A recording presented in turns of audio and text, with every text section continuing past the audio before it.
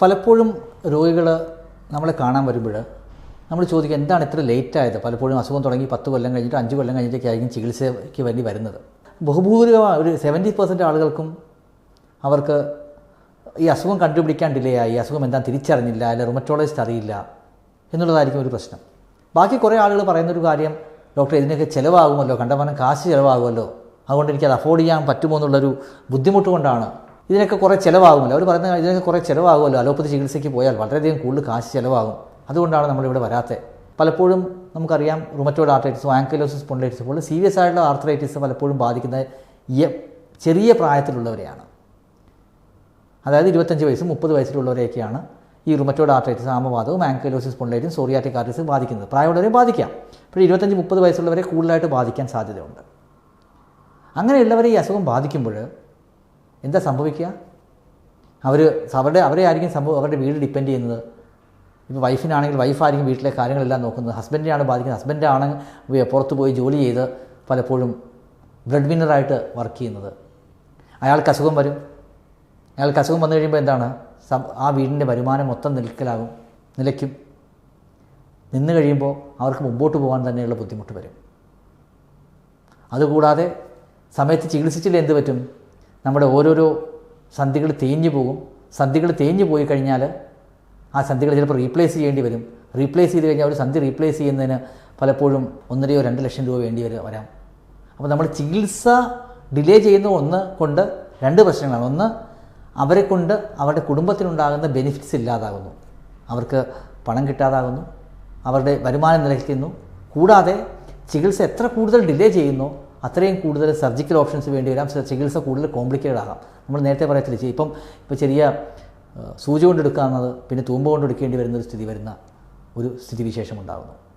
അപ്പോൾ ഏർലി സ്റ്റേജിൽ ട്രീറ്റ് ചെയ്യുന്നത് തന്നെയാണ് നല്ലത്. അപ്പോൾ അതൊരു സംശയമില്ല. നമുക്ക് ഏർലി സ്റ്റേജ് ട്രീറ്റ് ചെയ്ത് കഴിഞ്ഞാൽ അവർക്ക് സാധാരണ ജീവിതത്തിലേക്ക് മടങ്ങി വന്നു കഴിഞ്ഞാൽ അവർക്ക് ജോലിക്ക് പോയി അവർക്ക് വീട്ടിൽ വരുമാനം നിലയ്ക്കാതെ വീട് മുന്നോട്ട് പോകാൻ സാധിക്കും. പലപ്പോഴും വെസ്റ്റേൺ കൺട്രീസിലൊക്കെ ഇത് പലപ്പോഴും ഇൻഷുറൻസ് ഉണ്ടായിരിക്കും, അല്ലെങ്കിൽ അവർക്ക് ഗവൺമെൻറ് സ്പോൺസേഡ് ആയിരിക്കും. പക്ഷേ നമ്മുടെ നാട്ടിൽ എപ്പോഴും ഔട്ട് ഓഫ് പോക്കറ്റ്, അതായത് രോഗി തന്നെയാണ് പലപ്പോഴും ട്രീറ്റ്മെൻറ്റിനുള്ള എല്ലാ എക്സ്പെൻസും വഹിക്കുന്നത്. പക്ഷേ നമ്മൾ മനസ്സിലാക്കേണ്ട എത്രയാണ് ഈ ചിലവ്. ആദ്യത്തെ വിസിറ്റിൽ അല്ലെങ്കിൽ ആദ്യ ഘട്ടങ്ങളിൽ രോഗം കണ്ടുപിടിക്കാനും ഒക്കെ കുറച്ച് കാശ് ചിലവ് വരും എന്തായാലും. പലപ്പോഴും സാധാരണ ആർത്രൈറ്റിസ്, റുമറ്റോയ്ഡ് ആർത്രൈറ്റിസോ ആങ്കിലോസിസ് സ്പോണ്ടിലൈറ്റിസ് ഒക്കെ ആണെങ്കിൽ അത് 1000-1500 രൂപയൊക്കെയാണ് പലപ്പോഴും ഇനിഷ്യൽ വിസിറ്റ്സിൽ ടെസ്റ്റുകൾ ചെയ്ത് കണ്ടുപിടിക്കാൻ 10,000-2000 രൂപ അടുപ്പിച്ചൊക്കെ ആയിരിക്കും ചിലവ് വരുന്നത്. ചികിത്സാ ചിലവ് നോക്കുമ്പോൾ അത് പല രോഗങ്ങളനുസരിച്ചിട്ടായിരിക്കും. അതുപോലെ റുമറ്റോയ്ഡ് ആർത്രൈറ്റിസിനും ആങ്കിലോസിസ് സ്പോണ്ടിലൈറ്റിസിനും അങ്ങനെ ഒരു ചിലവെന്ന് നമുക്ക് ഡെഫിനറ്റ്ലി പറയാൻ സാധിക്കില്ല. പക്ഷേ ഒരുമാതിരി നമ്മൾ ഒരു പഠനം നടത്തിയതിൽ നമുക്ക് മനസ്സിലായത് ഒരു 80-90% ആളുകൾക്ക് ഒരു മാസം 1000 മുതൽ 1500 രൂപ ചിലവിൽ അവർക്ക് അവരുടെ ട്രീറ്റ്മെൻറ്റ് മുന്നോട്ട് കൊണ്ടുപോകാൻ സാധിക്കും. മരുന്നുകളുടെ കോസ്റ്റ് 1500 രൂപ അടുപ്പിച്ചൊക്കെയാണ് ആകുന്നത്. പക്ഷേ അതിൻ്റെ അർത്ഥം എല്ലാവർക്കും 1500 എന്നല്ല, ചിലപ്പോൾ 600 രൂപയ്ക്ക് മരുന്ന് മേടിക്കുന്ന ഒരു മാസം കടന്നു പോകുന്നവർ കാണും. അതേസമയം 2500, 3000, 4000 വേണ്ടി വരുന്നവരും കാണും. ഫസ്റ്റ് ലൈൻ മെഡിസിൻസിൻ്റെ കോസ്റ്റാണ് ഞാൻ പറഞ്ഞത് 1000-1500 രൂപയാണ്. അത് വെച്ച് നമുക്ക് 70-75% ആളുകൾക്ക് അസുഖം കൺട്രോൾ ചെയ്യാൻ സാധിക്കും. പക്ഷേ ബാക്കി ഒരു 20% ആളുകൾക്ക് അതിൽ കൂടിയ മരുന്നുകൾ വേണ്ടി വരാൻ സാധ്യതയുണ്ട്. അതെപ്പോഴാണ് വേണ്ടി വരുന്നത്? ഫസ്റ്റ് ലൈൻ മെഡിസിനിൽ ആദ്യത്തെ ഘട്ടത്തെ മെഡിസിനിൽ റെസ്പോണ്ട് ചെയ്യാത്തവർക്ക് അടുത്ത ലെവലിലേക്ക് മെഡിസിനിലേക്ക് പോകാം. അതിനാണ് ബയോളജിക്കൽ മെഡിസിൻസ്, ടാർഗറ്റ് സെൻസിറ്റിവ് ഡിമാർട്സ് എന്നൊക്കെ പറയുന്നത്. അതിൻ്റെ ചിലവുകളെക്കുറിച്ച് പറയുമ്പോൾ എനിക്ക് തോന്നുന്നു 10 വർഷം മുമ്പ് വളരെ അൺഅഫോർഡബിൾ ആയിരുന്നു. ഈ ബയോളജിക്കൽ മെഡിസിൻസൊക്കെ വളരെ അൺഅഫോർഡബിൾ ആയിരുന്നു.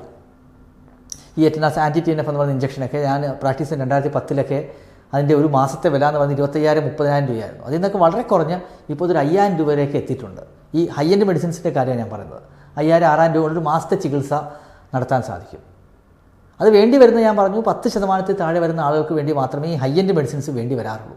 ബാക്കിയുള്ളവർക്ക് ഫസ്റ്റ് ലൈൻ മെഡിസിൻസ് വെച്ച് തന്നെ നമുക്ക് കൺട്രോൾ ചെയ്യാൻ സാധിക്കും.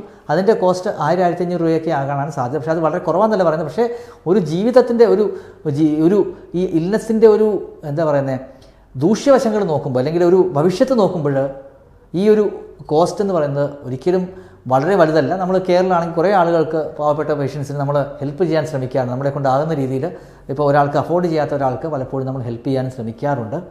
പക്ഷേ അങ്ങനെ വന്നു കഴിയുമ്പോൾ ഉണ്ടാകുന്ന ഒരു പോസിറ്റീവ് എഫക്റ്റ് എന്ന് വെച്ച് കഴിഞ്ഞാൽ 1-2 മാസത്തെ മെഡിസിൻ അവർ കൊടുത്തു കഴിയുമ്പോൾ അവർ സാധാരണ ജീവിതത്തിലേക്ക് വന്നു കഴിയുമ്പോൾ അവരുടെ കുടുംബത്തെ സപ്പോർട്ട് ചെയ്യും, അവർ സാധാരണ ജീവിതം നയിക്കാൻ സാധിക്കുകയും അവർക്ക് ചെയ്യുന്നു.